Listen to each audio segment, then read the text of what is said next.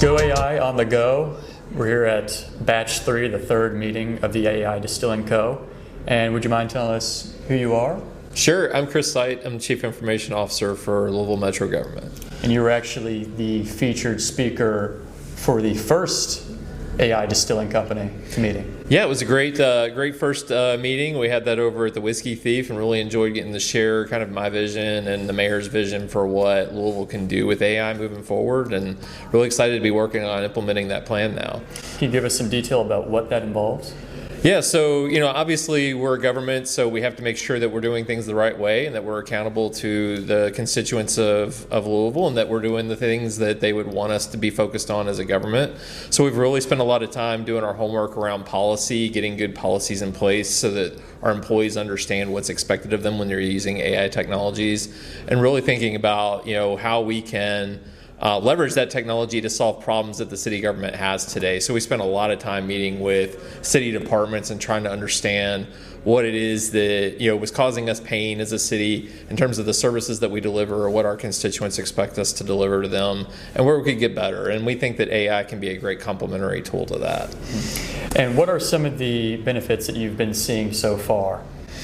I think the early part for us was just kind of experimenting with some AI platforms and figuring out what was going to work and what wasn't, and kind of what our employees were going to gravitate to as you think about all the different offerings that are out there today. You've got the ChatGPTs and the co-pilots, and you've got the Groks, and you've got Perplexity, right? And so we had to kind of figure out what products were going to be useful for our workforce, and some of them are going to be LLMs like that, and some of them are going to be more kind of mission-specific type AI tools that are either built into the products that we already use today, or that we can use in addition to those existing platforms to try to make ourselves a little bit more effective and efficient as a government. What are some of the challenges with AI integrations that you've had so far? Well, obviously hallucinations are a big deal for us in terms of, we've got to get it right.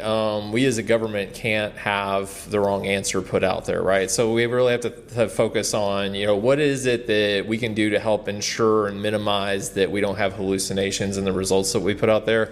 We're really focused right now as a government on the human in the loop element of this, and not trying to just have autonomous actions taken on behalf of the city by an AI platform. So really teaching our employees how to use AI tools, how to discern what's given from those AI tools, and to ensure that what's given from those tools is the actual result that we were looking for. So it's not about replacing city employees. It's about making them actually upskilled in the AI technology so that they understand when they see the right answer and the wrong answer, and that they can quickly correct that if they need to, so that we're not putting our residents in a position where they're getting bad information put out there by an AI platform.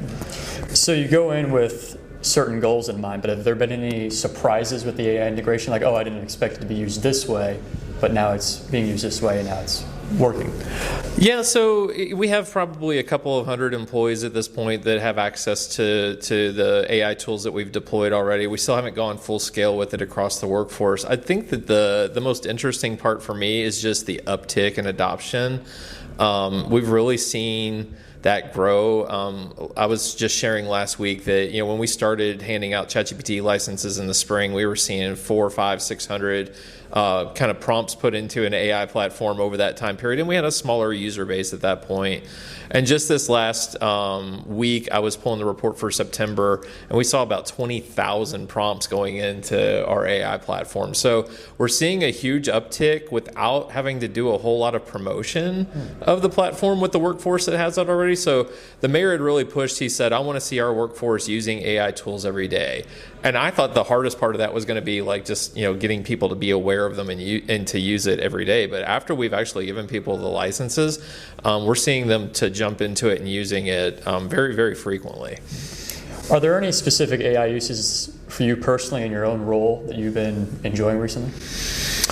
ChatGPT Enterprise is probably the one that I go to the most, and I use it a lot just when I'm trying to ideate a little bit and to try to come up with ways to word things or to land the message. And we just heard in this last session here, how they can actually look at, their target audience and how they can use AI tools to help identify ways to more effectively communicate with people. And I think from my perspective, that's been very helpful for me because, I might approach things very directly. And a lot of people maybe don't deal with direct very well. And so just figuring out how to couch that message and deliver that in a way that is, more impactful, better absorbed by them, maybe better acceptance rate. As a decision maker in the city government, some of the decisions that you make aren't always the most popular. So how do you get that message across to people in a way that delivers the message, but maybe in a way that's a little bit softer and better accepting of the outcomes? And everyone who's using AI, no matter where they are in an organization, they need to figure out first how it works. Have there been any learning curves for you in your own personal use of AI? Were you any insight or wisdom that you would like to share? For sure. I think when I started using AI tools, I thought, well, this thing might be able to solve everything, right? And then just experimenting with it. One of the things we're really hoping that AI can eventually get good at is focusing on helping us with document redactions. We, as a government, have to provide a lot of records to folks, but there's things that were in those records that we don't necessarily want to give out to anybody, right? So if you have a car accident report, your driver's license number might be on there and your address might be on there. And while we might be obligated to release parts of that accident report to a third party, we don't want to give all that information out. So we're really hoping to find AI tools that can go in and pick that information out, redact it automatically, provide that output of what it redacted. And then, as we were kind of looking at that at scale, we've got a ton of things that get redacted that aren't a police report, large spreadsheets that contain information. And trying to get AI to redact that accurately proved to be a little bit more complicated than I think the AI tools are ready for today. Now, that doesn't mean that we won't see that advance happen here in the next 6 to 12 months. I fully expect that we might, but we did find that there were limitations with the AI platforms in terms of how much volume they could do at one given time. And then the accuracy level certainly got harder for me as a human in the loop to track what redactions were made and were they the right ones. And so we're going to have to balance that out as we go, because if you're dealing with 16,000 records in an Excel spreadsheet, that's really hard to go through line by line as a human anyway, but then to have an AI go through and redact for you and then make sure that it did the right thing, that's going to be really challenging for us. So from everywhere from the local to the federal level, you're seeing government adoption of AI all across the United States and all across the world, really. In what ways do you foresee Louisville being a leader in AI adoption? Yeah, so I think we kind of set the trend early on. We were one of the first communities in the country to post for a chief AI officer. We're really close to making our hire on that, so I'm really excited to be able to introduce that person here in the next couple of weeks. I think the other piece of this is we leaned into the AI in terms of making it a funding priority. So the mayor made sure to propose that in the current fiscal year budget. Our city council was really excited to hear that we were leaning forward to trying to find better ways to deliver city services, leaning on AI technologies so that we could hopefully scale up the level of service that we're able to provide for our residents. So I think from a government perspective, I think we're doing the right things and we're out. I wouldn't say we're at the very front of the pack, but I'd certainly put us up there in the leaders quadrant in terms of cities that have adopted and are trying to roll it out for the good of the community.